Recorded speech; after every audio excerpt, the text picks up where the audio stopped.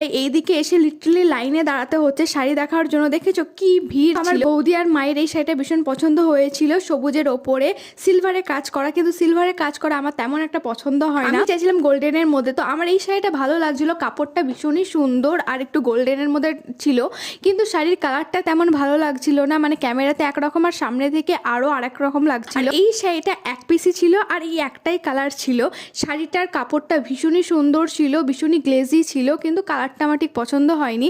তারপরে এখানে আরও শাড়ি বের করে দিয়েছিল, এগুলো ওই স্বর্ণচূড় বা কিছু একটা নাম ছিল, সবই এক রকমের শাড়ি ছিল সিল্কের ভিতরে।